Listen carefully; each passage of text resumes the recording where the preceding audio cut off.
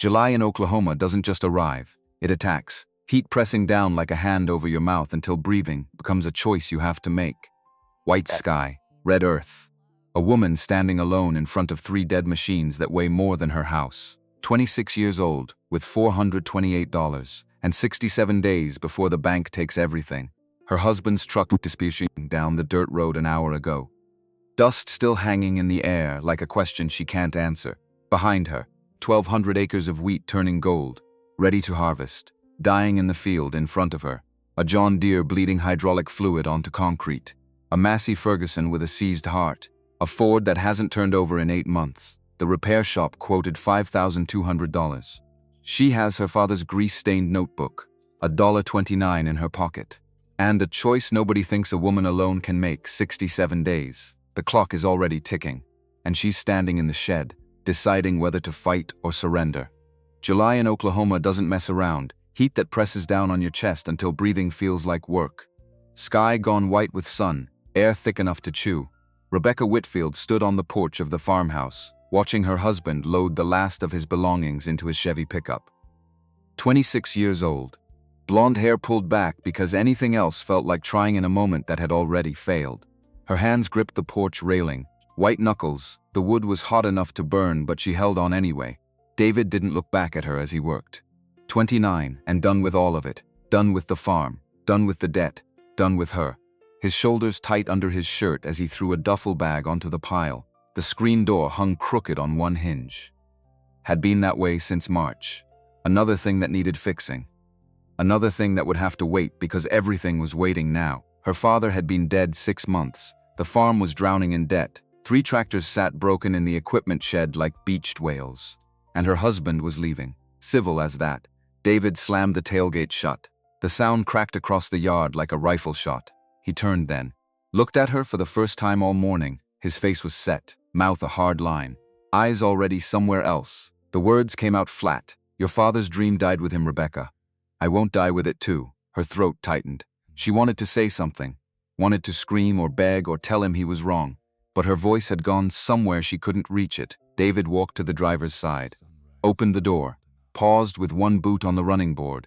I got a job lined up in Tulsa. Oil rigs. Real money. You should sell this place while you still can. Then he was in the truck, engine turning over, dust kicking up from the tires. Rebecca watched him drive down the long dirt road that led to the county highway. Watched until the truck was just a speck, then nothing. Just the red dust hanging in the air. Settling slowly back to earth, the silence after was worse than the leaving. No, that wasn't true. The silence was just different. Because the farmhouse had always been full of sound. Her father working in the shop, the radio playing country music. Tractors running, life happening. Now there was just wind and the creak of that broken screen door. And somewhere in the distance a crow calling to nothing. Rebecca walked down the porch steps. Her boots hit the packed dirt of the yard. Each step felt deliberate. Like she was choosing to keep moving when stopping would have been easier.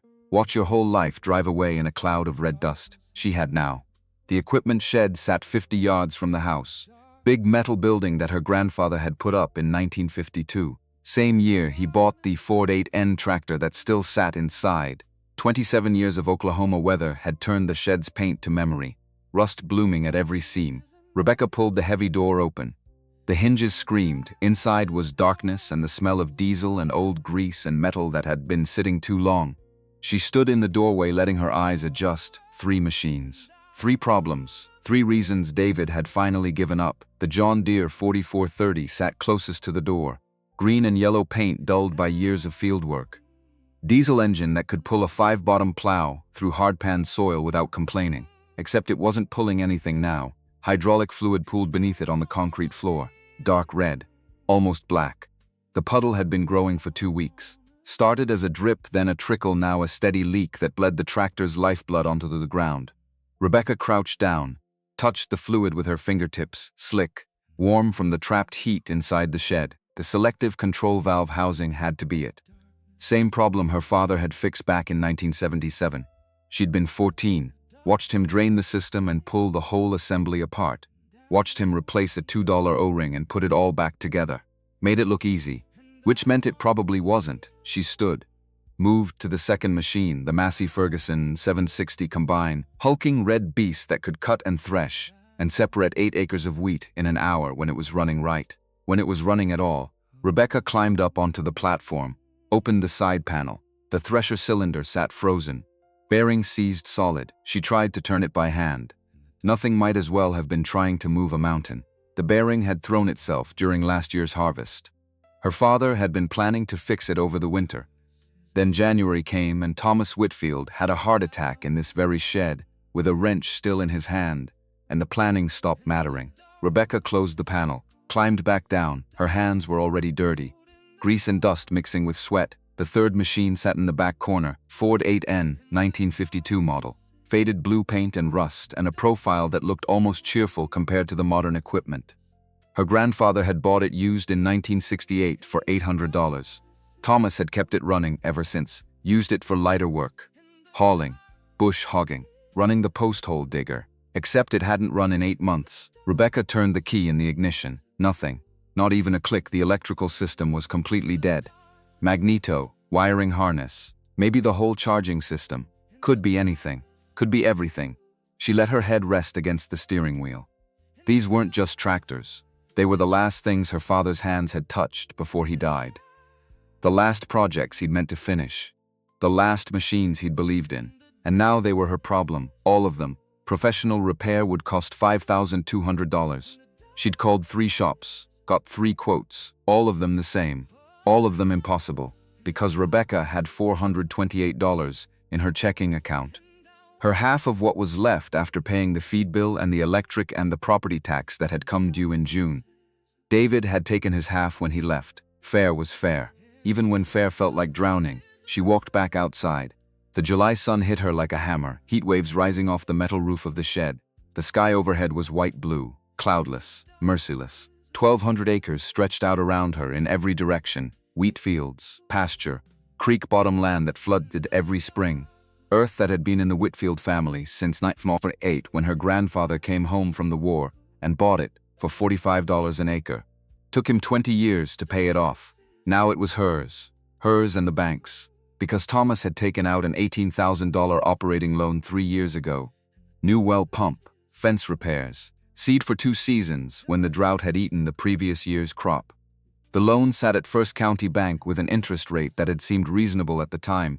Payment due September 15th every year. Same as harvest time. Same as when the wheat money came in. Except this year the wheat was standing ready in 800 acres of field.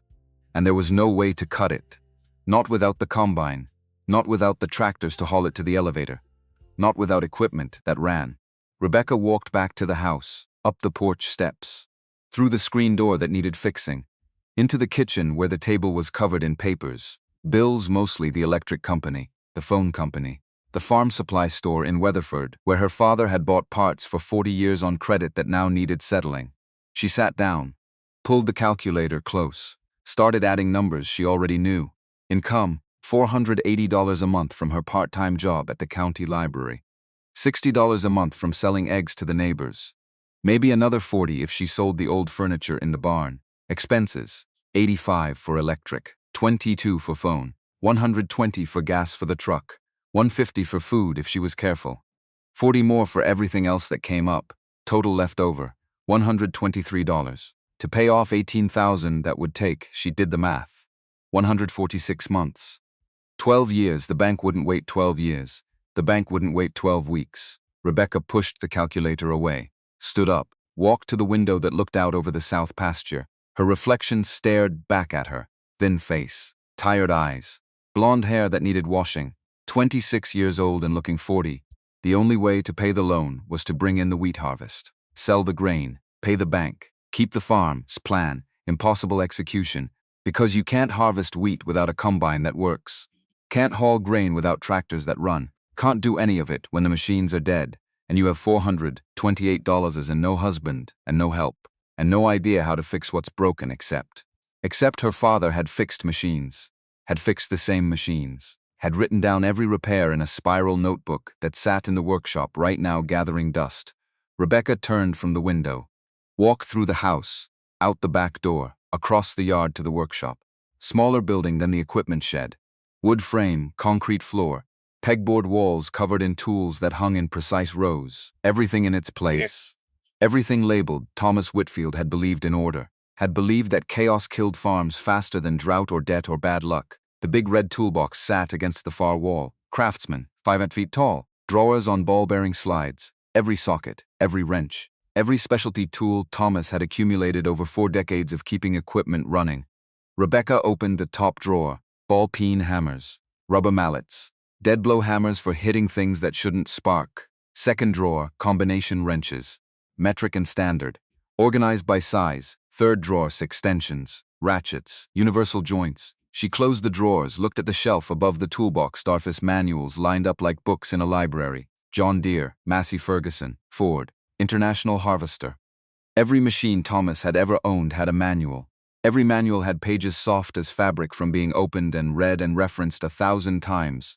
The spiral notebook sat at the end of the shelf. Rebecca pulled it down. The cover was grease-stained, warped from humidity. The wire spiral bent from being stuffed in pockets and dropped on shop floors and carried everywhere Thomas went. She opened it. The first page was dated June 1949. Written in pencil. Thomas's blocky handwriting, careful and deliberate. Farmall H replaced clutch disc. 12 of 50 parts, 6 hours labor, saved $45 mechanic fee, page after page, year after year, every repair, every oil change, every belt replacement, every bearing that wore out and got swapped for a new one. 60 years of mechanical memory, written in graphite and ink, and sometimes blood when Thomas cut his hands, and didn't bother washing them before writing. Rebecca flipped forward, found the section on the John Deere 4430, there, June 1977, hydraulic leak from SCUV housing. Dripping 2 quarts daily, drain system 7.5 gal, removed valve body 12 bolts 9/16 wrench, found O-ring cracked and hard, replaced with part R26448, bought 3 for 97 cents at Enid dealer, reassembled to spec 25 fetal bead, refilled with fresh hydraulic fluid, no more leak, saved $100 mechanic fee, 8 hours total labor. Rebecca read it 3 times. Her father had fixed this, the exact same problem, 12 years ago, which meant she could fix it. Maybe, probably not, but maybe. She looked at the toolbox, at the manuals, at the notebook in her hands. Inside the front cover was a note she'd never seen before, written in Thomas's hand, recent ink. The paper still white instead of yellowed. The machines will test you harder than I ever could. But I taught you to listen, trust what you know. Dad, Rebecca's eyes burned. She blinked hard, put the notebook down on the workbench. Not now, crying could wait. Crying was a luxury for people who had time. She didn't have time. She had a hydraulic system to fix, a combine bearing to replace, an electrical system to resurrect, a wheat field to harvest, a loan to pay, a farm to save, and no one was coming to help her. No one was coming at all. The realization settled over her like weight, heavy and final, which meant if this was going to get done, it was going to get done by her. Just her, alone. The drive to Weatherford took 30 minutes. Rebecca's truck burned oil, left a blue haze behind it on the county road. The radio didn't work. The air conditioning was a memory. She drove with the windows down and the hot wind whipping through the cab. First County Bank sat on Main Street between the hardware store and the Rexall drugstore. Brick building, 2 stories. Built in 1923 and looking like it. Rebecca parked, checked her reflection in the rearview mirror. Still looked tired, still looked desperate. Nothing to be done about it. She walked inside. The bank was cold.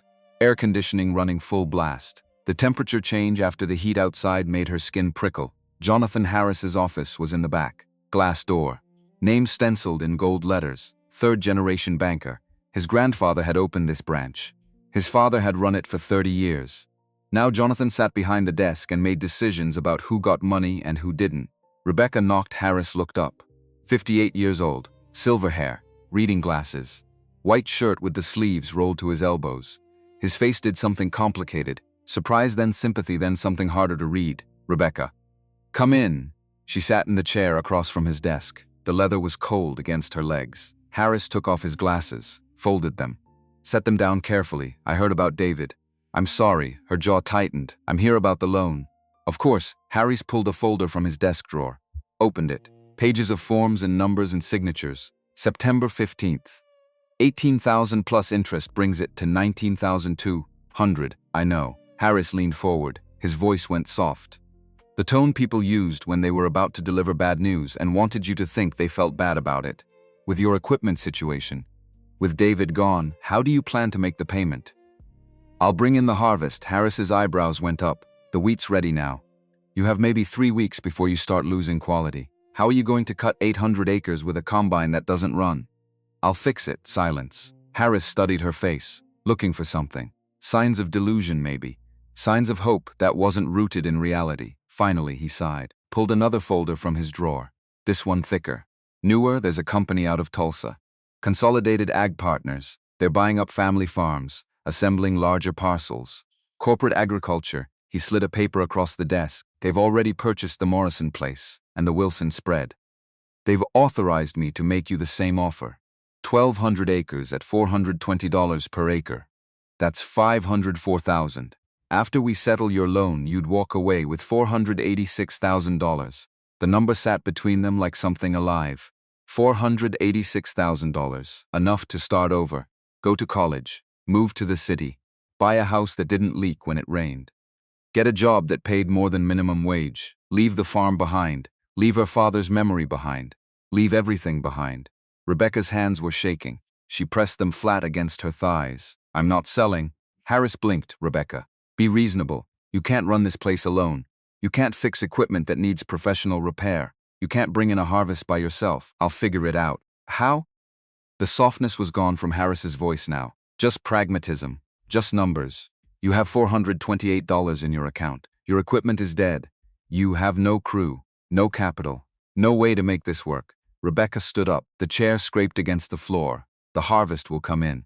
The loan will be paid. Harris stood too, came around the desk. His face was tired, like he'd had this conversation before, like he already knew how it ended. I've known your family my whole life. Your grandfather, your father, good people. But Thomas held on too long, tried to farm the old way in a world that's moved on. Don't make the same mistake. Her throat was tight. Her eyes burned, but she didn't look away. My father was the smartest man in this county. And I'm not selling his land. She turned, walked to the door. Harris called after her. The payment's due in 67 days. After that, we start foreclosure proceedings. I won't have a choice. Rebecca kept walking, through the bank, past the tellers, out into the heat that felt like a physical blow after the air conditioning. She got in her truck, sat there, hands on the steering wheel. 67 days, 9 weeks. Not much time, not nearly enough. The sun was setting when Rebecca walked into the workshop. Orange light slanting through the west-facing windows. Long shadows stretching across the concrete floor. She turned on the overhead fluorescent lights. They flickered, buzzed, finally caught and held. The John Deere 4430 sat in the equipment shed waiting. But the shed didn't have good light, didn't have the tools, didn't have Thomas's notebook and manuals and everything she'd need, which meant the tractor had to come to the workshop. Rebecca spent an hour getting the John Deere started. The hydraulic system leaked, but it still had enough fluid to move. She drove it slowly across the yard, parked it inside the workshop, killed the engine, then she stood looking at it. Green paint, yellow accents. Diesel engine that displaced 404 cubic inches. 130 horsepower. Hydrostatic transmission. 3-point hitch that could lift 6,000 pounds when the hydraulics worked. Right now it couldn't lift anything. Rebecca opened Thomas's notebook. Read the June 1977 entry again, then one more time until she could see it in her head. 11:30 at night. The house was dark. The farm was silent except for crickets and the occasional bark of a dog from the neighbor's place 2 miles away. Rebecca pulled on her father's old coveralls. Too big. She had to roll the sleeves and cuffs, but they were thick canvas that would protect her skin from sharp edges and hot metal. She pushed a rolling creeper under the tractor, lay down on it, slid underneath. The hydraulic fluid dripped onto her face. She wiped it away, focused her flashlight on the selective control valve housing. 12 bolts, 9/16 wrench. She fit the wrench over the first bolt, pulled. The bolt fought her. Rust and time and cross-threading had turned it into a battle. Rebecca braced her feet against the tractor's frame, pulled harder. The bolt gave suddenly. She barked her knuckles against the housing.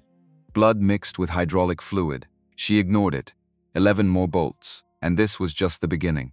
2 hours later, all 12 bolts lay on a clean rag next to the tractor. Rebecca slid out from underneath, rolled to her feet. Her back ached. Her hands were already blistering, and she'd only started. She found a drain pan, positioned it under the tractor, opened the drain valve. Hydraulic fluid poured out, 7.5 gallons, dark red, almost black. The smell was acrid, chemical. It made her eyes water. When the flow stopped, she closed the valve. Moved to the selective control valve housing. Getting it off was a two-person job. Thomas had always had someone helping. Rebecca was alone. She rigged a chain hoist from the rafters, positioned it carefully, attached the chain to the housing, started cranking. The housing weighed 68 pounds. Awkward, unwieldy, she guided it as the chain lifted. Her arms shook with the effort. When it was clear of the tractor, she swung it over to the workbench, lowered it down, unhooked the chain. Midnight, her whole body ached, and the hard part hadn't started yet. A knock at the workshop door. 2 in the morning. Rebecca crawled out from under the workbench where she'd been organizing parts. Her hands covered in grease, knuckles bleeding in 3 places. Margaret Campbell stood in the doorway, 68 years old, gray hair cut short, wearing a cotton housedress with flowers on it despite the hour. The neighbor from 2 miles down the road, widow since 1972, Rebecca Honey. "What are you doing out here in the middle of the night?" "Fixing the John Deere, Mrs. Campbell." Margaret looked at the tractor, looked at Rebecca, looked at the pool of hydraulic fluid, this UV housing. "Yes, ma'am." Margaret was quiet for a moment, then, "Your daddy fixed that same problem back in '77. I held the light for him." She stepped inside. "Let me hold the light for you." Rebecca's throat tightened. She wanted to say she didn't need help, wanted to prove she could do this alone, but the truth was simpler. She did need help, not to fix the tractor, but to not feel so completely isolated that the work became impossible. "Thank you." Margaret picked up the flashlight, aimed it at the valve housing on the workbench. "Show me what needs doing." By 4:30 in the morning, the valve housing was completely disassembled. Every piece laid out in order on the workbench. Every bolt accounted for. Every surface cleaned. Margaret had brought sandwiches from her kitchen, made Rebecca eat even though she wasn't hungry. "You can't work on an empty stomach, honey. Your body needs fuel." They sat on shop stools, eating ham sandwiches, drinking water from mason jars. Margaret didn't ask questions, didn't offer unsolicited advice, just sat there, present. Steady, like she understood that sometimes the most helpful thing was simply not leaving. Finally, Rebecca spoke. "David left this morning." "I know, honey. I saw his truck. He said Daddy's dream died with him." Margaret was quiet for a long moment. Then, "When my Henry died, everyone told me I should sell our land. Said a widow couldn't manage 5 acres alone. You know what I did?" Rebecca shook her head. "I learned to fix the well pump myself. The fence posts. Even the tractor mower. Not because I wanted to. Because I had to." She smiled. "And you know what I discovered?" "What?" "That being underestimated is a kind of freedom. Nobody expects you to succeed. So when you do, it feels like flying." Rebecca felt something crack open in her chest. Not breaking. Opening. "I don't know if I can do this." "You don't have to know, honey.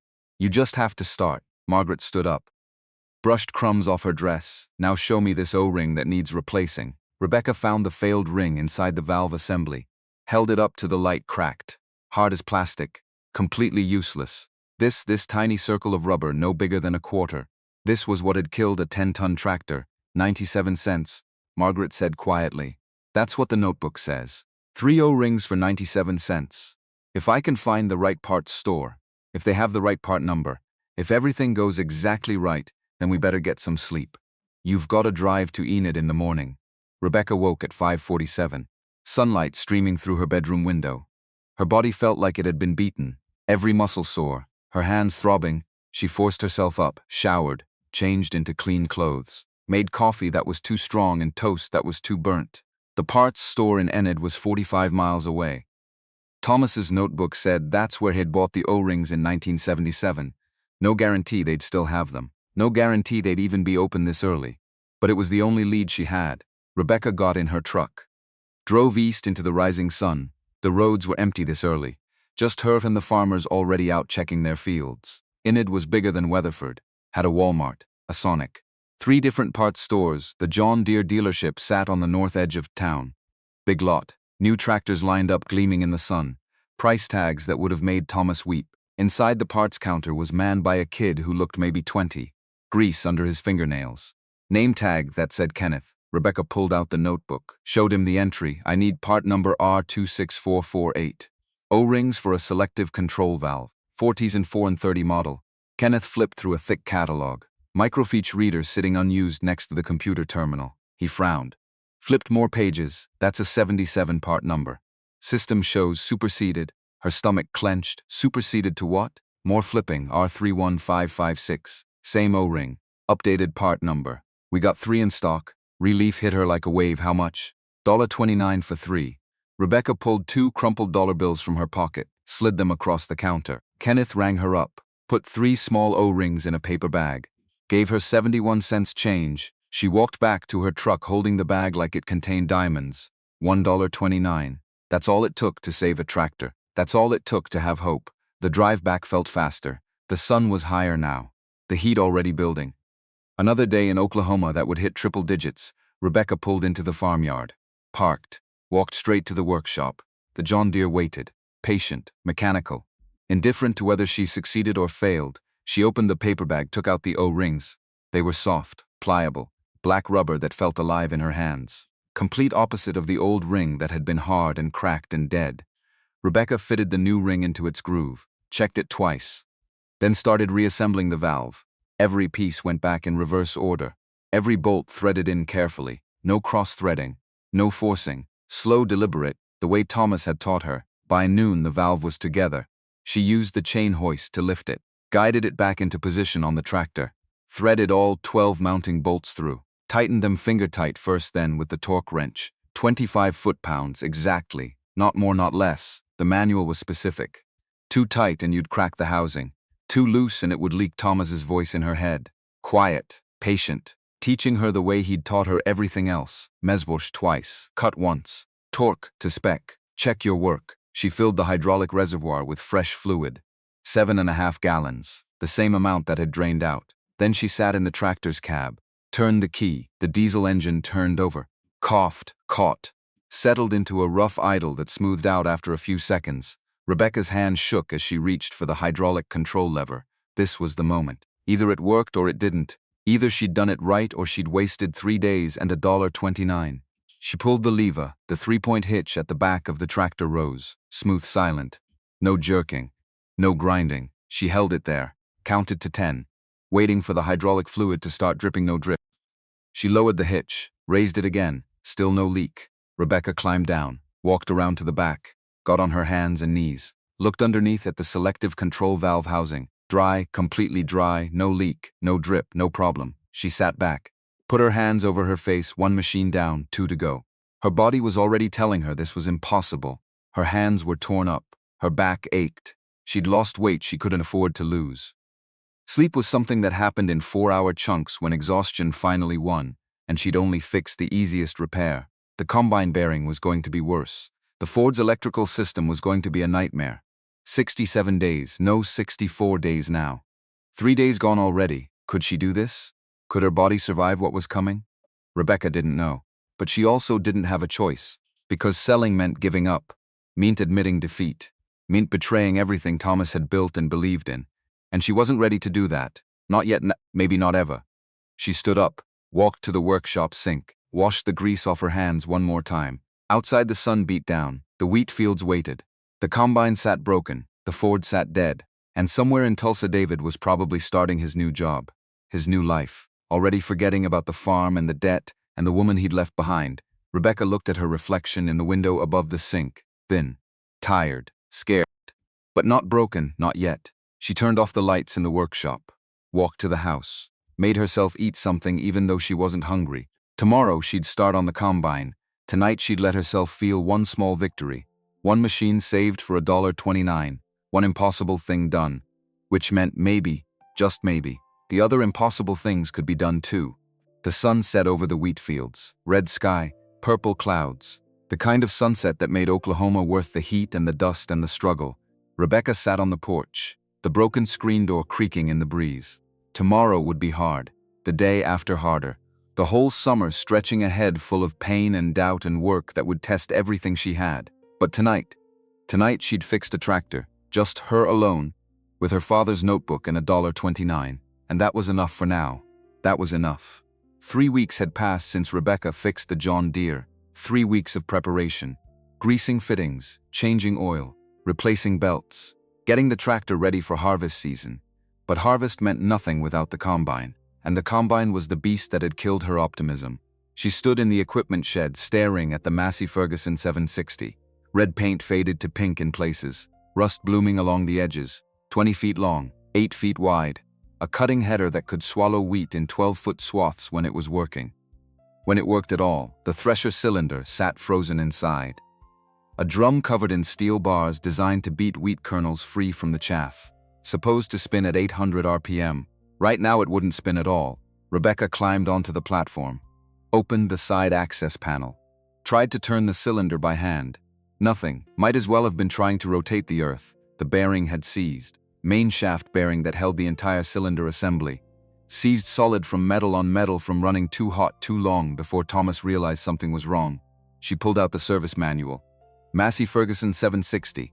Copyright 1973. Pages yellowed, grease stained, held together with duct tape. Section 8.4. Cylinder bearing replacement. Professional service recommended. Cylinder assembly weight, 340 pounds. Becoy's overhead hoist. Bearing puller, hydraulic press. Specialized tools. Rebecca read the warnings. Read them again. Looked up at the cylinder, 340 pounds. She weighed 115 after losing weight she couldn't afford to lose. The math wasn't encouraging. But neither was anything else about her situation. Account balance this morning, $386.71. She'd checked it twice, hoping the number would change. It didn't. Bearing replacement cost $340 according to the quote she'd gotten over the phone yesterday from Oklahoma City, which left her $46.71 for everything else for the rest of the summer, unless she could find the bearing cheaper, unless she could install it herself, unless she could do the impossible again, because the alternative was calling a mechanic. Admitting defeat. Watching someone else fix her father's machine while she stood there useless with a checkbook she couldn't write. Not an option, not even close. Rebecca climbed down from the combine, walked back to the workshop, opened Thomas's notebook to the section on the 760, nothing. No entry for bearing replacement, because her father had been planning to do it this winter. Before January came with its heart attack and ended all his plans, she flipped through the pages anyway, looking for something, anything, found it near the back, a note dated December 1978. 2 months before Thomas died, cylinder bearing making noise. Ordered replacement part. Will install after harvest when I have time. Below that in different ink. Recent, if you're reading this you found the bearing. 3rd drawer down in the red toolbox. Behind the socket set. I knew you'd need it eventually. Trust yourself. Dad, Rebecca's hand shook as she walked to the toolbox. 3rd drawer down behind the socket set. There a box. Heavy. Wrapped in oil-stained paper. She pulled it out. Unwrapped it. Inside was a bearing. New. Still in its protective coating. And beneath it an envelope. She opened it, $47.20 bills, $940. And note for the combine, for the Ford, for whatever comes next. I'm sorry I won't be there to help you install these. But I know you can, you're stronger than you think. Dad, Rebecca sat on the workshop floor, held the money, held the bearing, held the proof that her father had known, had prepared, had believed in her, even when he couldn't say it out loud. She cried. Not from sadness, from something else entirely. The drive to Oklahoma City took 2 hours. Rebecca went anyway because the bearing in the box was the right spec, but she needed to verify, needed to talk to someone who knew these machines, needed to understand what she was getting into before she started tearing apart a 3-ton combine. The Massey Ferguson dealer sat in an industrial park off I-40, corrugated metal building. Parking lot full of equipment. Inside smelled like grease and new tires. The parts counter was staffed by a man in his 60s. Name tag said Ronald. Hands that had turned wrenches for 40 years. Rebecca showed him the bearing. Gave him the combine serial number. Ronald typed into his computer. Frowned. Type more. This bearing's discontinued. No stock anywhere in the region. Her stomach dropped. What? These old 760s. Parts dried up years ago. Most folks either upgraded or they're running salvage. He kept typing. Wait. Got a cross-reference here. Different part number. Same spec. Universal fit. Hope flickered. We got one in the warehouse. $340. Rebecca pulled out her father's envelope. Counted out $340 in 20s. Slid them across the counter. Ronald looked at the cash. Looked at her. Really looked. Saw the grease under her fingernails. The cut on her hand from yesterday's work. The exhaustion in her face. You fixing this yourself? Yes, sir. Cylinder bearing replacement is a 2-man job minimum. Usually 3. I don't have 2 men. Ronald nodded slowly. Went to the back. Came back with the bearing in a box, set it on the counter, then he disappeared again. Returned with a dial indicator in a plastic case. This is a loaner. You'll need it to check runout. Runout's got to be under 5 thousandths, or the cylinder won't balance. Bring it back when you're done. Rebecca's throat tightened. Kindness was harder to take than contempt. Contempt she could fight. Kindness just made her want to cry. Thank you. Ronald shrugged. Your daddy bought parts here for 30 years. Never missed a payment. That counts for something. He paused. One more thing. He went to a shelf, pulled down a worn service manual, photocopied pages, installation procedure, step by step. Don't skip any steps. Don't guess on the torque specs. And for God's sake, don't try to lift that cylinder alone. You'll hurt yourself. He handed her the papers. Good luck, honey. You're going to need it. Days 5 through 11 were installation, every step by the book. Every measurement checked twice. The cylinder itself was the problem. 340 pounds of steel and thresher bars suspended from a shaft. Needed to be removed. The bearing pressed off. The new bearing pressed on. Then reassembled. Simple in theory. Impossible in practice. Especially alone, Rebecca rigged the chain hoist from the rafters of the equipment shed. Positioned it carefully. Tested it with weight. The metal beam groaned but held. Good enough. Had to be good enough because professional repair wasn't an option. She started on day 5. 12 bolts held the cylinder in place. 1.25-inch sockets. The kind that required a 3-foot breaker bar to get any leverage. She fought each bolt. Rust and thread lock and time had turned them into war. Her hands blistered. Popped. Bled. She wrapped them in rags and kept going, because stopping meant thinking, and thinking meant panic. Better to bleed. Day 6 ended with all 12 bolts removed. The cylinder sat loose now, connected only by the main shaft that ran through the bearings. Getting the shaft out required driving it through with a sledgehammer and a brass drift punch. Rebecca swung the hammer. The shaft didn't budge. She swung harder. The impact jarred her shoulders, made her teeth rattle. 47 swings. She counted every one. On the 48th swing, the shaft finally moved. 1/4 inch. Then another quarter. Then it started sliding. Until it didn't. The bearing had seized around the shaft. Welded itself on with friction and heat and corrosion. Rebecca needed a bearing puller. Didn't have one. Couldn't afford one. She had a car jack. 20-ton hydraulic bottle jack from the barn used for changing tractor tires.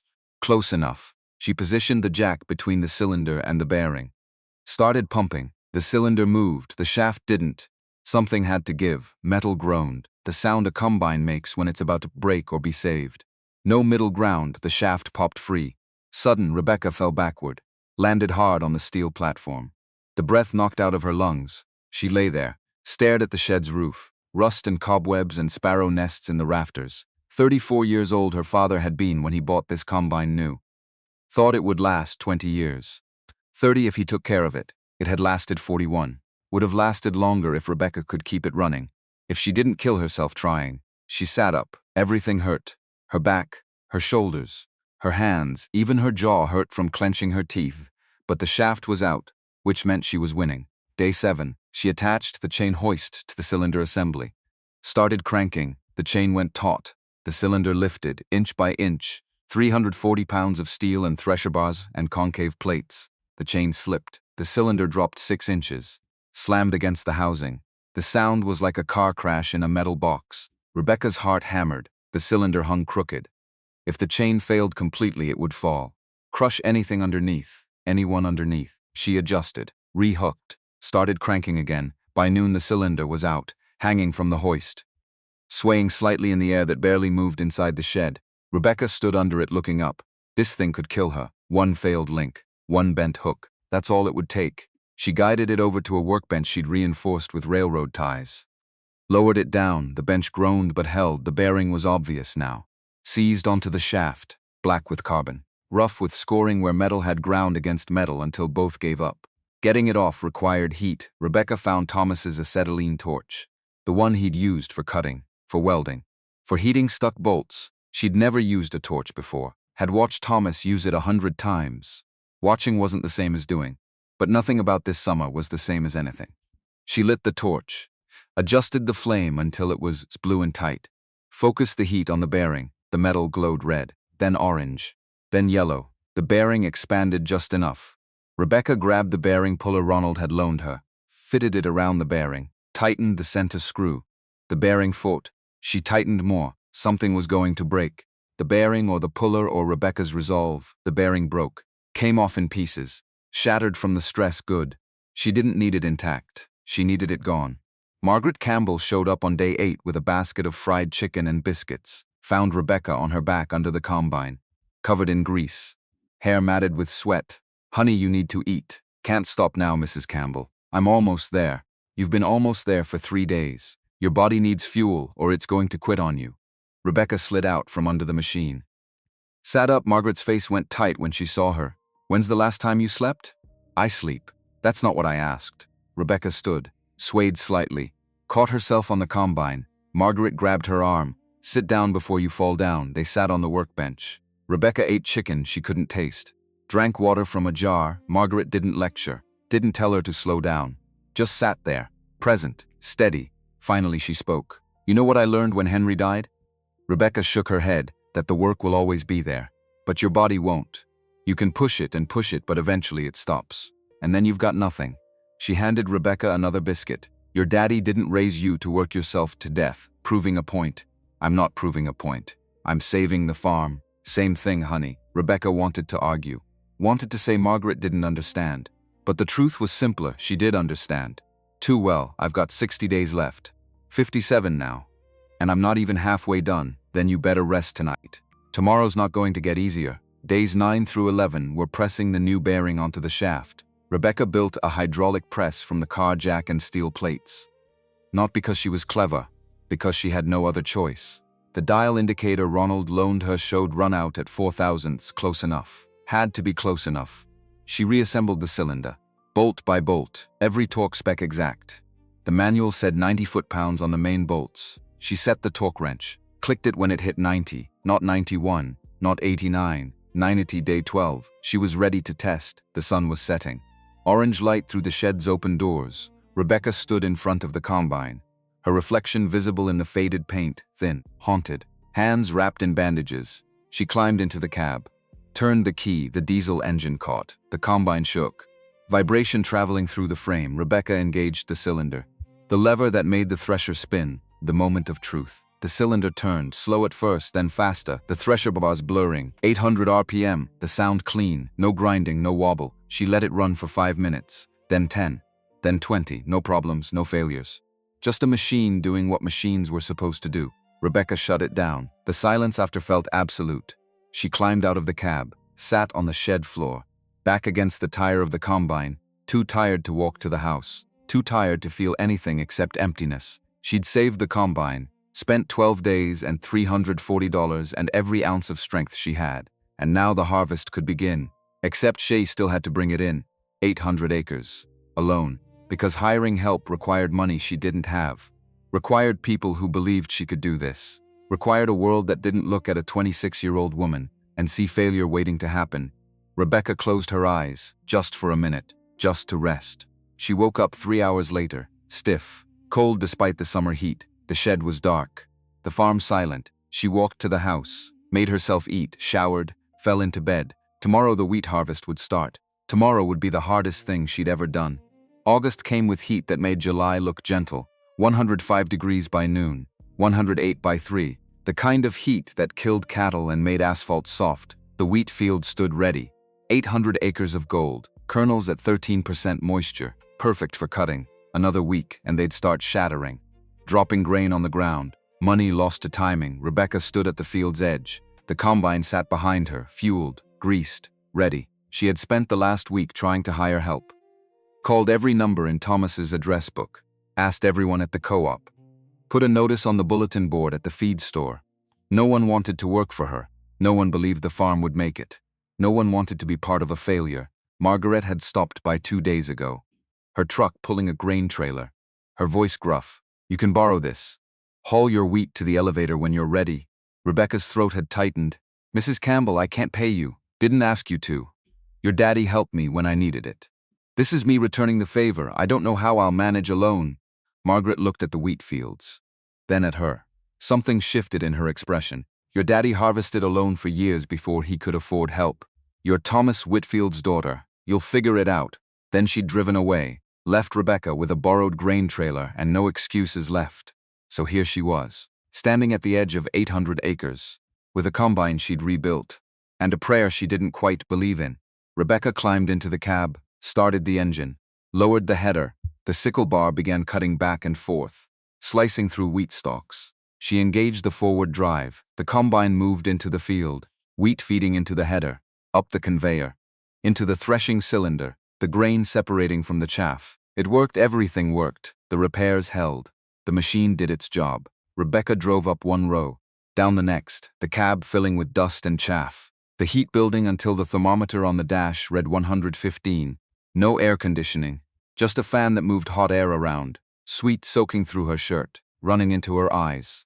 Burning 6 in the morning until 10 at night, 16 hours in the cab, 20-minute breaks to refuel, to drink water, to eat something that didn't require sitting down, because sitting anywhere except the combine meant wasting time. Day 1 she cut 40 acres, day 2 another 40, the rhythm brutal, the heat crushing, her body adapting or dying, no middle ground.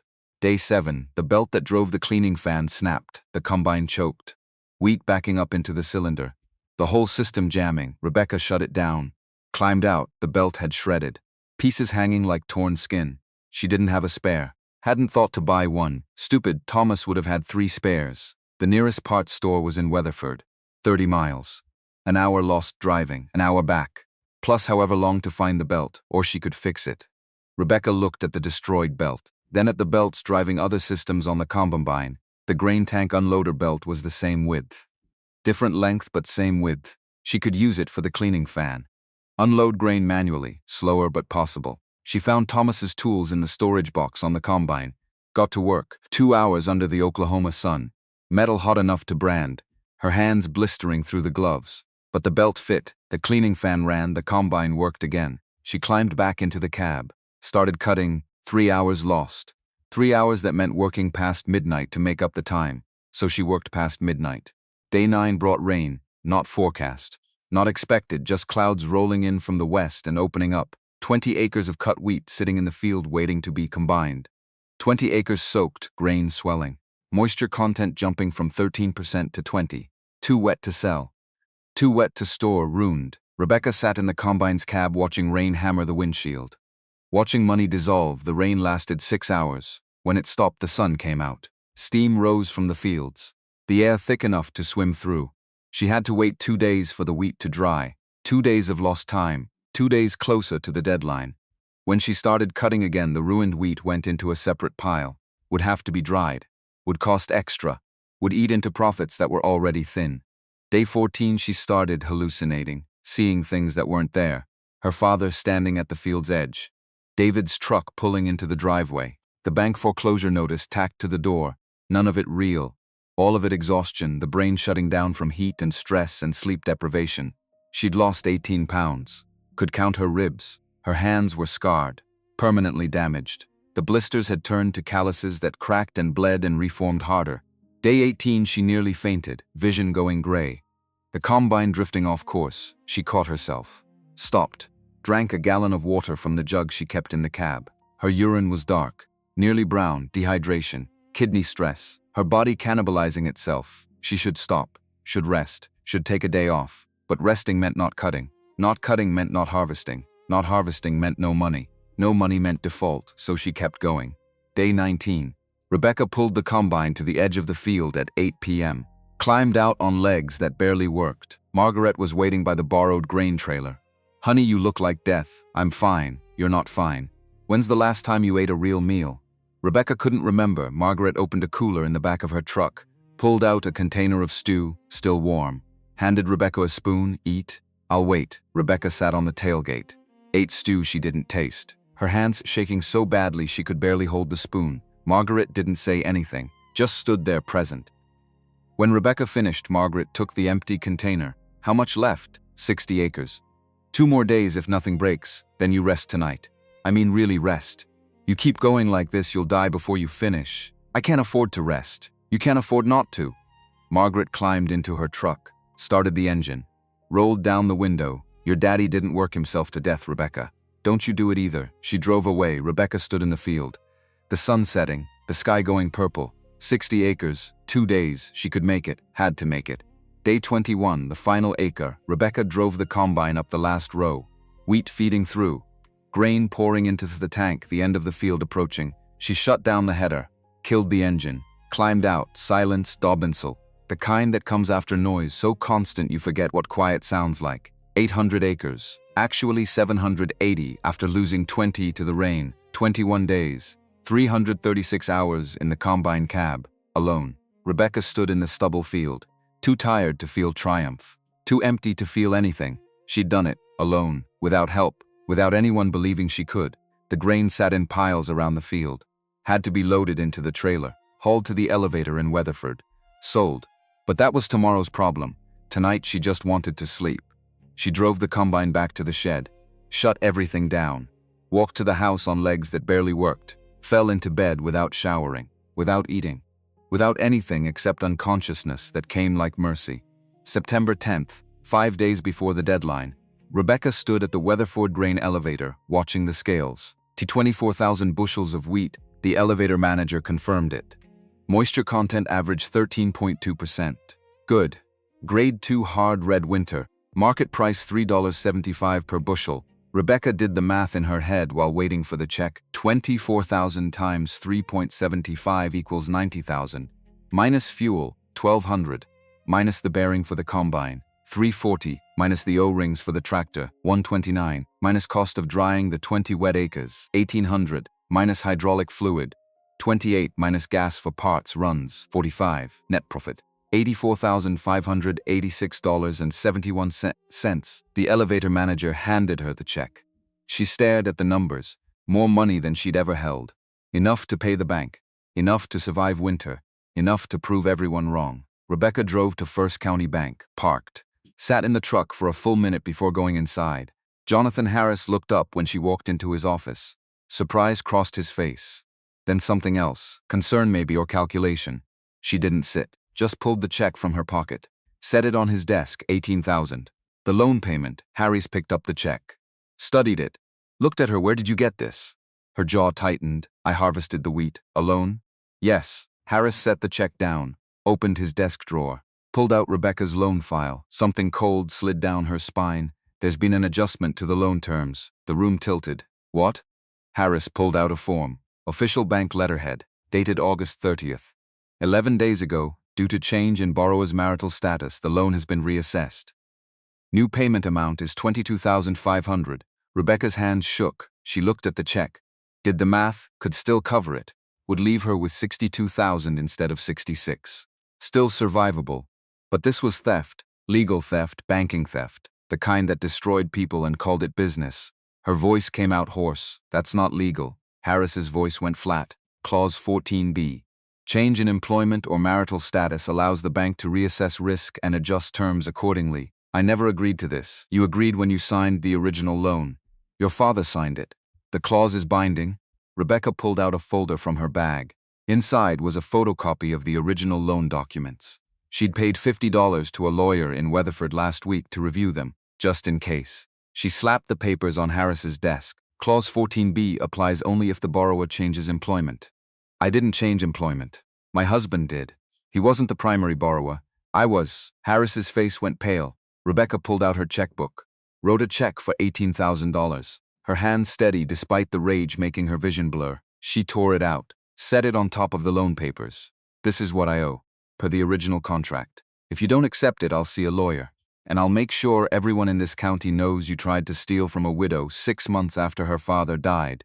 The air between them crackled. Finally, Harris took the check, stamped it received, filed the paperwork. The loan is satisfied for this year. He paused. Next year's payment is due September 15th. Same terms apply. Rebecca turned, walked out through the bank, past the tellers, out into the heat, into her truck. She sat there, hands on the steering wheel. The check for $66,586.71 sat in her pocket. Less than she'd expected, less than she'd earned, but still enough, barely, to make it through winter, to plant next year, to survive, which was all she needed for now. 1 week later, Rebecca was in the workshop changing oil in the John Deere when she heard the truck, old Ford engine knocking. Same blue haze of burning oil her own truck made, the sound familiar in a way that made her stomach clench. David. 3 months. 3 months since he'd driven away. 3 months of silence. 3 months of Rebecca building a life that didn't include him. And now his truck was pulling into her farmyard. She wiped her hands on a rag. walked to the workshop entrance, stayed in the shadows where she could see without being seen. David got out of the truck. Thinner, 20 pounds lighter easy, his face weathered. Lined, the cockiness gone. Replaced with something that looked like defeat. He stood by his truck looking at the farm, at the house with its new roof, at the equipment shed, at the fields thick with stubble where the wheat had been. Everything he'd left behind, everything he'd said was dying. Still here, still thriving, still working. Rebecca stepped out into the sun. David turned, saw her. Something crossed his face. Pain, recognition, shame. They stood 30 feet apart, the distance feeling infinite. David's mouth opened, closed, opened again. Finally words came out. "Horse I heard in town you kept it." Rebecca didn't answer. What was there to say? Yes, she'd kept it, obviously. He had eyes. They said, "You're the only one left standing. Everyone else, Wilson, Morrison, Coop, all gone. But you survived." "I did." David looked at his boots, back at her, his hands shaking slightly. The oil fields, the boom everyone was chasing. It ended. Federal interest rates killed it. Jobs disappeared. "I was laid off 18 months ago." He paused, been working odd jobs since. Barely making rent. Rebecca's throat was tight, not from sympathy, from something else, the realization that she'd stopped caring. That his suffering meant nothing to her. Not because she was cruel, because she'd moved past it, past him. But then David took a step forward, and Rebecca saw her. A woman climbing out of the passenger side of his truck, 28 maybe, wearing a sundress with flowers on it. Pregnant, very pregnant, 5 months at least. David followed Rebecca's gaze. His face went red. "Rebecca, this is Jennifer. We're getting married next month." The world stopped. Jennifer walked over. Smile bright and fake. "I'm so sorry this is hard for you. But David deserves to be happy." Rebecca did the math. 5 months pregnant. David left 3 months ago, which meant he'd been cheating while Thomas was dying, while Rebecca was drowning, while the farm was falling apart. Had already had someone else lined up before he walked out the door. The betrayal was so complete it became almost funny. Almost. Rebecca looked at the woman, at David, at the life they were building on the wreckage of hers. Then she looked down at her hands, still covered in grease from changing oil, still scarred from fixing machines, still strong from doing the impossible, and she felt nothing, not anger, not sadness, not even hurt, just emptiness where he used to be. She pulled off her wedding ring, the one she'd kept wearing out of habit or hope or stupidity, walked over to David, held it out. "Get off my land." Her voice was ice, no tremor, no tears, because tears were a gift, and he didn't deserve gifts. David took the ring, his hand shaking. "Rebecca, Now he got in his truck. Jennifer climbed in beside him, looking less smug now, more uncertain. The engine started, backed up, drove down the long driveway, dust rising. Settling, gone. Rebecca stood until the truck disappeared. Then she walked back to the workshop, climbed under the John Deere, finished changing the oil, because work didn't care about betrayal. Work didn't care about anything except getting done, and she had a Ford 8N that still needed fixing before winter came. Margaret found her 2 hours later, still under the tractor, still working. "Honey, I saw David's truck." Rebecca slid out, sat up. Margaret's face was worried. "You okay?" He brought his new girlfriend. "She's pregnant." Margaret's expression hardened. "That son of a..." "It doesn't matter, Mrs. Campbell." "Of course it matters." "No." Rebecca stood, wiped her hands. "It matters if I let it matter, and I don't have time for that. I've got a tractor to fix and winter to prepare for and a farm to run." She looked at Margaret. "He wanted me to break, to fail, to prove him right, but I didn't. I won't, because this farm isn't about him anymore. It never really was." Margaret smiled, sad and proud at the same time. "Your daddy would be real proud of you, honey. I hope so." They stood in the workshop, surrounded by tools and machines and everything Thomas had built, everything Rebecca had saved. And outside the sun was setting, the wheat stubble golden in the fading light, the land waiting for winter, for rest, for the cycle to begin again. Rebecca had survived harvest, had paid the loan, had proven everyone wrong, but the war wasn't over. It was just beginning, because survival wasn't the same as thriving, and she intended to do both. Winter came to Oklahoma with a vengeance. December brought ice, the kind that coated everything in 2 inches of glass. Trees bent under the weight, power lines sagged. The whole world went crystal and dangerous. January brought snow, not the pretty kind, the kind that buried fence posts and made the county roads impassable for days. February brought cold that made the farmhouse groan at night. Temperatures dropping to 15 degrees, the kind of cold that froze pipes and killed livestock and tested whether you really wanted to survive. Rebecca had $62,000 in the bank, untouchable money, because next year's seed would cost $3,000. Fuel another 2. Parts when machines broke because machines always broke. Property tax, insurance, electric, phone, feed for the chickens. Propane for heat. The money looked like wealth until you started subtracting survival. She worked at the county library 20 hours a week, minimum wage. $480 a month that went straight to groceries and gas, and the small things that added up to staying alive. The third tractor still sat broken, the Ford 8N with its dead electrical system. Rebecca had the money now. The 940 Thomas left could fix it. But winter was the wrong time for outdoor work. Too cold, too dark, too easy to make mistakes when your hands were numb. So she waited, and winter waited with her. The ice storm hit February 12th, came in the night, temperature dropping from 40 degrees to 15 in 2 hours. Rain turning to sleet. Sleet coating everything. Power went out at 2 a.m. Rebecca woke to silence. The kind that's too quiet. No hum of the refrigerator. No click of the furnace. No anything. She got up, looked out the window. The world had turned to ice. Every surface glazed. Tree branches bowing. Power lines down across the road. Transformers exploding in the distance like gunfire. No power meant no heat. No water because the well pump ran on electric. No phone. No contact with anything. Rebecca built a fire in the wood stove. The one Thomas had insisted on keeping even after they got central heat. You never know when you'll need it, he'd said. He'd been right. The fire helped, but the house was big. 40 degrees inside by noon. Cold enough to see your breath. Cold enough to make sleep impossible without every blanket she owned. She melted snow for drinking water. Cooked soup on the wood stove.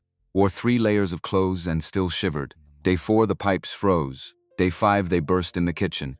Water flooding before she found the shut-off valve. Rebecca sat at the kitchen table.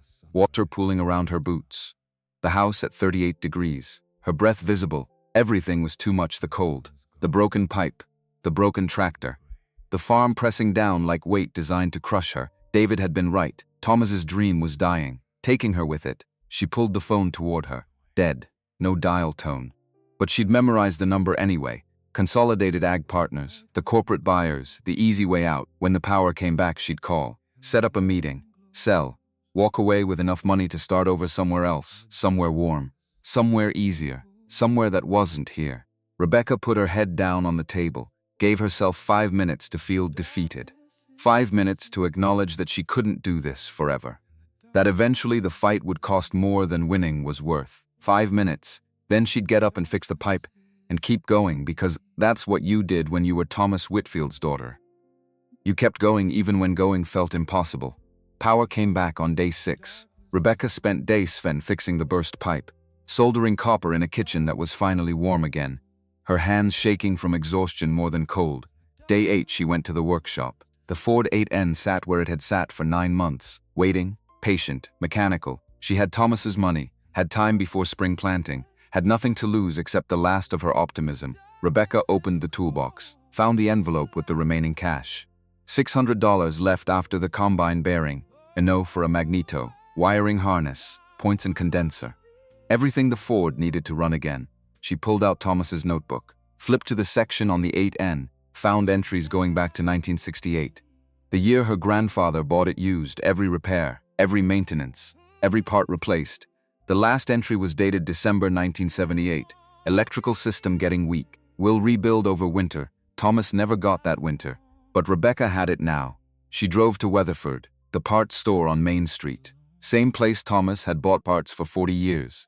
The kid behind the counter looked maybe 19. Name tag said Christopher. Rebecca showed him the list. Magneto for a 1952 Ford 8N. Wiring harness. Points. Condenser. Spark plugs. Christopher typed into his computer. Frowned. We don't stock parts for the 8N anymore. But I can order them. Take about a week. How much? He added numbers. 90 for the magneto. 95 for the harness. 22 for the rest. Plus tax. Call it $215 total. Rebecca counted out the money. $220. Left $400 in the envelope. Order it. I'll pick it up when it comes in. The parts arrived 10 days later. Rebecca spent the next week rewiring the Ford's entire electrical system, following Thomas's notebook, following diagrams in the service manual that were older than she was. Electrical was different than mechanical. Harder in some ways. Because you couldn't see electricity, couldn't touch it, could only trace wires and test circuits and hope you'd connected everything right. She worked in the workshop with a space heater running. Her fingers still numb most of the time. Margaret stopped by twice. Brought food. Didn't stay long. Just checked to make sure Rebecca hadn't frozen to death or given up day 6. Rebecca turned the key. The Ford's engine turned over. Cocked, caught, sputtered. Smoothed out, running after 9 months dead. After everyone saying it was scrap. After Rebecca herself had almost believed it. But here it was, running the oldest tractor on the farm. The first one Thomas had bought. Still working. Still useful. 3 machines, 3 battles, 3 victories. Rebecca stood in the workshop. The Ford idling. The sound familiar. Comforting. The sound of her childhood. Of her father. Of everything worth saving. She shut off the engine. The quiet after felt different now. Not empty, just peaceful.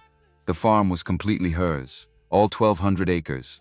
Paid for with sweat and blood and refusing to quit. And tomorrow she'd start getting ready for spring planting. Because the land was patient. And so was she. Spring came late that year. March was mud. April was rain. May finally brought warmth and dry ground and the possibility of planting. Rebecca put in 500 acres of wheat, 200 of soybeans, left the rest in pasture, conservative. Careful. The way Thomas had always done it. At the co-op she heard stories about her neighbors. The ones still farming, expansion, leverage, new equipment financed at rates that seemed reasonable until you read the fine print. The gospel according to the agricultural journals was simple. Get big or get out, farm bigger, borrow bigger. Bet everything on commodity prices staying high. Russia was buying American grain. Prices were good. The government was encouraging fence row to fence row planting. Banks were practically giving money away. And farmers were listening. But Rebecca remembered what Thomas had taught her. Debt was a trap you couldn't see until it closed. She farmed small, no debt, lived lean and survived, while around her something was building. Something she didn't recognize yet. A storm made of interest rates and foreign policy and decisions made in Washington that would destroy everything they touched. October 1979. Federal Reserve Chairman Paul Volcker decided inflation was the enemy. Interest rates started climbing. 9%, then 11, then 13. By June 1980, the prime rate hit 15%. Farmers who'd borrowed at 9 suddenly owed 15. Loan payments doubling, tripling. Monthly bills that had been manageable becoming impossible. And then the grain embargo hit. President Carter punishing the Soviet Union for invading Afghanistan. Wheat exports dropped, corn exports collapsed. Commodity prices fell off a cliff. The perfect storm. High debt, high interest, low prices. Farmers started dying, not physically though some did. Suicides in the barn, rifles in the mouth, pills in the bottle, but mostly they died financially, slowly, publicly. Foreclosure auctions advertised in the newspaper. Equipment sold to the highest bidder. Land seized by banks that had encouraged the borrowing in the first place. Rebecca watched it happen, house by house, farm by farm, family by family. The Wilson place went first. Jake Wilson, who'd wanted to buy her land back when David left. He'd borrowed $200,000 to buy new equipment, all financed at rates that reset every year. When the rates hit 18%, Jake couldn't make the payments, tried to sell equipment, couldn't find buyers, everyone was selling. No one was buying. The bank foreclosed June 1981. Auction held on a Tuesday. Rebecca didn't go. Heard about it at the co-op. Jake's equipment sold for 30 cents on the dollar. The land went to a corporate buyer. Jake moved to Tulsa. Got a job in a factory. Last Rebecca heard he was divorced. Drinking. Broken. The Morrison family went next. August 1981. Different story. Same ending. They'd borrowed to expand. Bought the neighbor's land. 600 acres at inflated prices. Financed with variable rate loans. When grain prices dropped, they couldn't cover the payment. The bank called the loan. Demanded full payment immediate. The Morrisons didn't have it. No one had that kind of cash. The bank knew it. Didn't care. Foreclosure. Auction. Gone Cooper family. February 1982. Bankruptcy. Chapter 7. Everything liquidated. 50 years of farming erased in an afternoon. Rebecca knew these people.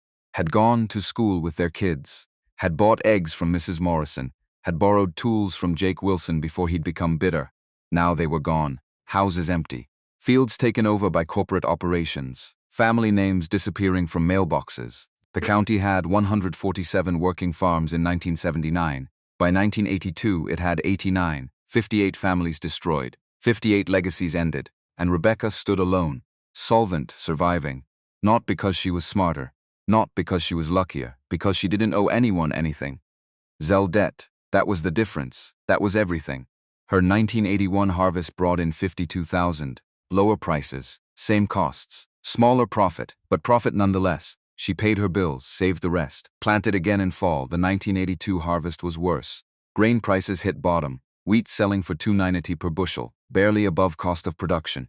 Rebecca netted $38,000. Enough to survive. Not enough to get ahead.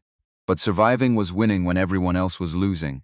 The townspeople started looking at her differently, not with pity anymore, with something else: respect, confusion, suspicion. How was she making it when no one else could? The answer was simple. She lived lean, fixed instead of replaced. Farmed the way Thomas had taught her. The way everyone used to farm before banks convinced them bigger was better. But simple answers weren't satisfying. People wanted secrets, wanted tricks, wanted something they could replicate without changing how they thought. Rebecca didn't have tricks, just patience, just faith in what her father had known, that the land doesn't care about leverage, only care. May 1982 brought an unexpected visitor. Jonathan Harris's Cadillac pulled into the farmyard. Dust rises behind it, the banker who'd tried to foreclose, who'd modified her loan, who'd represented everything wrong with the system. Rebecca was in the garden planting tomatoes, her hands dirty, hair tied back, old shirt with holes at the elbows. Harris got out of the car, 60 years old now. Silver hair thinner, face lined with stress. He'd aged a decade in 3 years. Rebecca stood, wiped her hands on her jeans. Waited. Harris walked over, stopped 10 feet away like he was approaching something dangerous. His voice came out rough. "Rebecca, I came to talk. If you'll listen." She didn't move, didn't invite him closer, just waited. Harris looked around, at the farmhouse with its fresh paint, at the equipment shed where the tractors sat maintained and functional, at the fields greening up with new wheat, everything thriving, everything working, everything impossible according to the rules he'd believed in. "I heard you paid off the loan early, brought it current in April. 6 months ahead." "Yes, how?" Her jaw tightened. "Same way I've been doing it. Good harvest, low costs, no debt." Harris nodded, looked at the ground. When he spoke again, his voice was different. Smaller. "I was forced into early retirement last month. The State Banking Commission opened an investigation, found irregularities. 12 loans, including yours, that I'd modified without proper authorization." Something cold moved through Rebecca's chest. Vindication. But it felt hollow. They're reviewing everything. My whole career, 40 years of banking, ended because I thought I knew better than the farmers I was supposed to serve. Harris looked up, met her eyes. His face was naked. "Ashamed. I came to tell you I'm sorry. For the modified loan. For trying to pressure you into selling. For not believing you could do this." The apology hung between them. Real. Painful. Too late to change anything, but maybe not too late to matter. Rebecca's voice came out steady. "Why did you do it?" "I believe the experts, the agricultural economists, the government programs. They all said the same thing. Get big or get out. Consolidate. Leverage. Modernize." Harris gestured at nothing. "At everything, your father." Thomas, he represented the old way. Small operations, no debt, self-reliance. I thought it was nostalgia, sentiment, refusing to adapt. Pause. I thought he was a fool, and now? Now I know I was wrong, completely. Catastrophically wrong. Silence. A crow called from the fence line. Wind moved through the wheat. Harris pulled an envelope from his pocket. Held it out. "This is the overpayment from when I modified your loan. $4,500 plus interest. You're entitled to it." Rebecca took the envelope. Didn't open it. Just held it. "The farmers I pushed into debt. They're gone now. The Wilsons, the Morrisons, the Coopers. 58 families in this county alone. I helped destroy them. Told them debt was leverage, that bigger was better, that they couldn't compete staying small." Harris's hands shook. He shoved them in his pockets. "You survived. Not despite staying small. Because of it. Your wheat looks better than anyone's in the county. Your equipment runs. Your farm is paid for." He paused, something breaking in his expression. "How did you know? How did you know when everyone else was wrong?" Rebecca looked at the fields, at the land her grandfather had bought, her father had maintained, that she'd nearly lost. "I didn't know. I just listened to my father, to the land. Dad taught me that farming isn't about conquering the earth. It's about partnering with it. That debt isn't leverage. It's a cage. That the land rewards patience, not gambling." Harris absorbed this, nodded slowly. "Your father was the wisest man in this county, and I was too arrogant to see it." He extended his hand, trembling, old. Rebecca looked at it, at the man who'd tried to take her farm, who'd changed the rules, who'd represented everything wrong with the system, and she took it, shook it firm. "Final, I'm sorry, for everything." His voice barely above a whisper. "I know." He got back in his Cadillac, drove away. dust settling behind him like a curtain closing. Rebecca stood holding the envelope, $4,500 she hadn't expected, money that changed nothing, an apology that changed everything, because vindication without cruelty felt like freedom. August 1982 brought heat, the kind that made asphalt shimmer, that killed grass, that tested everything alive. Rebecca was in the workshop changing oil in the John Deere when she heard the truck, old Ford engine knocking. Same blue haze of burning oil, the sound familiar in a way that made her stomach clench. David, 3 years. 3 years since he'd driven away, 3 years of silence, 3 years of Rebecca building a life that didn't include him. And now his truck was pulling into her farmyard again. She wiped her hands, walked to the workshop entrance. David got out. Alone this time, thinner, gaunter. 20 more pounds gone, his face weathered beyond his years, the confidence that had defined him replaced with something that looked like desperation. They stood 30 feet apart. David's mouth worked, but no sound came out at first.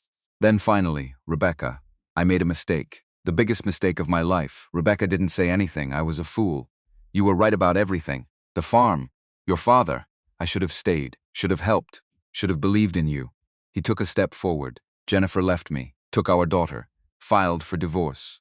I've been living in my truck for the past 2 months. Lost my job, lost everything. Another step. Can we try again? Please?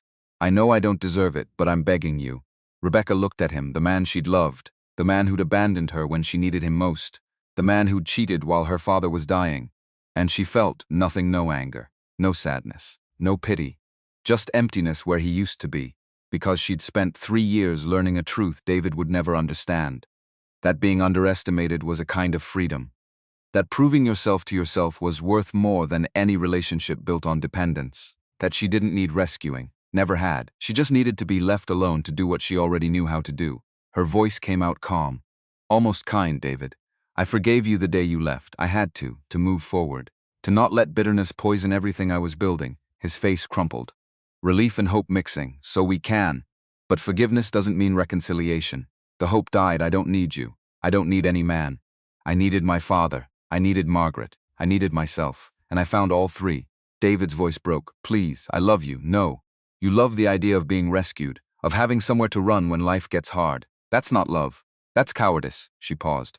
Let the words settle. I'm not your safety net. I'm not your second chance. I'm Thomas Whitfield's daughter. And I built this life without you.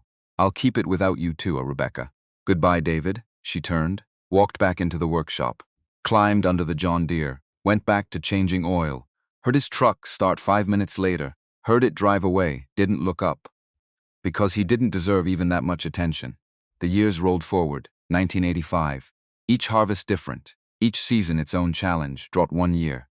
Too much rain the next. Prices up. Prices down, the rhythms of farming that never changed no matter how much technology advanced. More neighbors failed. Smaller operations bought by corporate farms. The landscape shifting, consolidating, exactly what the experts had predicted. Except Rebecca didn't consolidate, didn't expand, stayed at 1,200 acres. The same size Thomas had maintained for 40 years. People started calling her young farmers. Kids fresh out of agricultural college with heads full of data and technology, asking questions, seeking advice. Why were her fields greener? Why were her yields consistent? Why wasn't she drowning in debt like their parents? Rebecca told them the truth: crop rotation, cover crops in winter, no-till practices that preserved soil structure, minimal chemical inputs, letting the land rest, old-fashioned methods, proven methods, things their grandparents had known before chemical companies convinced everyone there was a better way. She taught them to read soil, to test tilth by hand, to smell earth and know if it was living or dead. The Agricultural Extension Office in Weatherford invited her to speak. November 1984, a workshop on sustainable farming practices. Rebecca stood in front of 30 farmers, men mostly, older, skeptical, her voice steady. My father told me farming isn't mining. You can't extract without replenishing. You can't force production year after year without consequences. She showed them Thomas's journal, 60 years of records, soil tests, yield data, input costs, everything documented. This is proof, real data, not theories, not corporate promises, actual results from actual farming. Someone in the back called out, "Your operation's too small to prove anything. Try doing that at 2,000 acres. Rebecca didn't flinch. I'm not trying to feed the world. I'm trying to keep my land alive for the next generation. Big operations can't do that. can't maintain soil health at scale, can't avoid the chemical treadmill, can't survive when commodity prices crash. Silence, uncomfortable. True. Another farmer, younger, less defensive. How do you make money staying small? I don't chase money, I chase sustainability, low costs, no debt. That's how I survived the 80s when everyone else failed. The room shifted. Recognition, respect, understanding. After the workshop, 3 young farmers stayed, wanted to visit her farm, see the practices in action, learn what colleges weren't teaching. Rebecca said yes, started having visitors 1 Saturday a month, teaching, sharing, passing on what Thomas had taught her, not for money, for legacy, because knowledge died with people unless it was given away. She wasn't rich, never would be. Her annual income averaged $40,000, some years less, some years more, but she was free, completely. No bank owned her land, no debt controlled her decisions, no one had power over her future except her. That was worth more than any amount of money. The calendar flipped. 1990, 1995, 2000. 2005, Rebecca's hair went from blonde to gray.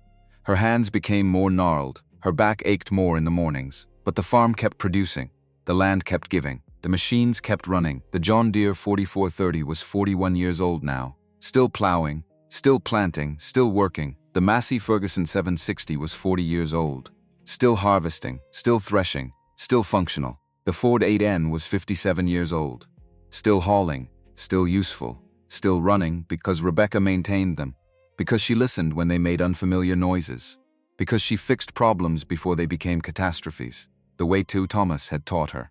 Spring 2009 brought a visitor, Rebecca's niece, Elizabeth Thompson, 21 years old, tall, serious eyes, her mother's youngest daughter, Rebecca's cousin who died of cancer the year before. Elizabeth showed up on a Saturday morning, drove a beat-up Honda with Oklahoma plates, got out looking uncertain. Rebecca was in the garden, 76 years old now, silver hair, face lined from sun, hands permanently scarred from decades of mechanical work. She straightened, pressed her hand to her lower back, smiled. Lizzie, Aunt Rebecca, her voice awkward. They'd seen each other at family gatherings, Christmas, Thanksgiving, but never one-on-one. Never like this. Mom said I should come talk to you. About farming, about maybe, I don't know. Learning. Rebecca studied her, saw something of her cousin, something of herself, something of Thomas. You want to farm? I dropped out of college, business degree, hated it. Felt like I was training to do something that didn't matter. Elizabeth looked at the land, at the wheat fields, at the farmhouse that had stood for 80 years. I want to do something real. Something that lasts. Rebecca gestured toward the workshop. Walk with me. They crossed the yard into the building that smelled like grease and diesel and history. The 3 tractors sat in their places. The John Deere, the Massey Ferguson, the Ford, familiar as family. Older than most families lasted. Elizabeth's eyes widened. These still run? All of them? The Deere's 47 years old. Ferguson's 41. Ford's 57. That's impossible. Impossible if you replace instead of repair. Possible if you maintain, if you listen, if you care. Rebecca opened Thomas's toolbox, pulled out the spiral notebook page, soft as cloth now. Stained, warped, precious. This is your great-grandfather's journal. Started in 1949. I've added to it. 70 years of every repair, every part replaced, every lesson learned. Elizabeth took it carefully, opened it, saw the handwriting. Thomas's blocky script, Rebecca's neater hand, 70 years of mechanical memory. This is incredible. This is your inheritance. If you want it. Elizabeth looked up, confused. Rebecca's voice went soft. The land's worth $4 million now. Debt-free. I could sell it tomorrow. Live comfortably for the rest of my life. Pause. But that's not what this farm is about. It's not about money. It's about knowledge, stewardship, the belief that we don't own the land. We just borrow it from the next generation. She gestured at the tractors, at the journal, at everything. Most people inherit wealth. I'm offering you something different. Knowledge, skills, a way of life that values patience over profit, sustainability over scale. Elizabeth held the journal, the weight of it, the meaning. I don't know anything yet. You don't know anything yet. But you can learn. That's what this place teaches. That knowledge matters more than capital. That patience beats leverage. That choosing the harder path sometimes leads to the better destination. They stood in the workshop, surrounded by tools, by machines, by the accumulated wisdom of 3 generations. Elizabeth's voice came out determined. Teach me. Rebecca smiled, tired, satisfied, peaceful. Get here at 6 tomorrow morning. Wear clothes you don't mind destroying. They walked outside. The sun was setting. Orange light across 1,200 acres. wheat growing, soil alive. Land that had survived depressions and droughts and disasters. Land that would survive beyond them too. Elizabeth looked at the fields, at the farmhouse, at her aunt who'd become a legend in the county, the woman who wouldn't break, her voice quiet. Why didn't you ever expand? Buy more land when you could. Rebecca considered. Choosing words carefully, everyone thought big was better. More acres, more equipment, more debt. They called it progress, called it modern farming. She gestured at the neighboring farms, corporate-owned now, massive operations, efficient, profitable, soulless. But big isn't always better. Sustainable is better. Debt-free is better. Being able to sleep at night is better. Knowing you can survive bad years because you're not leveraged to the hilt. That's better. Elizabeth nodded slowly, understanding. Or starting to. I chose freedom over wealth, chose control over scale, chose to farm the way that felt right instead of the way everyone said I should. Rebecca looked at her directly. You'll face that choice too. Everyone does. The easy path or the right one. The path everyone's taking, or the path that leads where you actually want to go. Silence. Crickets starting their evening song. The sky going purple. Elizabeth's voice came out serious. Committed. I want to learn everything. However long it takes. Rebecca smiled. Then let's get started. They stood together as night fell. Aunt and niece. Teacher and student, one generation passing the torch to the next. In the workshop, the 3 tractors sat waiting. The John Deere 4430 that had nearly defeated her. The Massey Ferguson 760 that had almost broken her body. The Ford 8N that had tested her faith. All 3 still running, still useful, still teaching lessons about patience and knowledge, and refusing to quit. The land stretched out in every direction. 1,200 acres that 3 generations had tended, that had tested them, challenged them, sustained them, and now a 4th generation was stepping forward, taking the wrench, accepting the responsibility. Rebecca put her hand on Elizabeth's shoulder, felt the future in the gesture. 6 a.m. tomorrow. Don't be late, Elizabeth grinned. Yes, ma'am. They walked back to the house, the workshop behind them, the tractors waiting in the darkness, ready for another day, another season, another generation, ready to teach the lessons only machines and land and time could teach. That knowledge outlasts money, that patience defeats leverage, that the hardest path often leads to the most worthwhile destination, and that sometimes the person you need to prove something to isn't the world. It's yourself. Rebecca sat on the porch that night, alone but not lonely, the farm quiet around her, the land she'd nearly lost, the machines she'd saved, the legacy she'd built, not with a man, not with money, not with luck, but with knowledge passed down, with stubborn refusal to quit, with the understanding that being underestimated was a kind of freedom, that no one could take from you what you'd proven to yourself. She thought about David, about Harris, about all the people who'd told her she couldn't, and she smiled, because they'd all been wrong, not because she was special, but because she'd learned the one lesson they never would. That survival isn't about being the strongest. It's about being willing to do the work no one else wants to do, to learn what no one else wants to learn, to keep going when everyone else has quit. The stars came out, the crickets sang, the wheat rustled in the breeze, and Rebecca Whitfield sat on her porch, on her farm that no one could take from her. Freakaplimpet. Enough. Tomorrow, Elizabeth would arrive at 6 a.m., would start learning what Thomas had taught Rebecca, what Rebecca would teach her, the cycle continuing, the knowledge passing, the land enduring, because that's what legacy really was. Not money in a bank, but wisdom in willing hands, and the courage to use it when everything and everyone said you couldn't. Rebecca stood, walked inside, closed the door on a life well lived, a battle well fought, a victory earned one impossible day at a time. The last light faded from the horizon, the farm settled into night, and somewhere in the workshop 3 tractors waited, 47 years old, 41, 57, still running, still teaching, still proving that impossible was just another word for hasn't been done yet, until someone stubborn enough came along to do it anyway.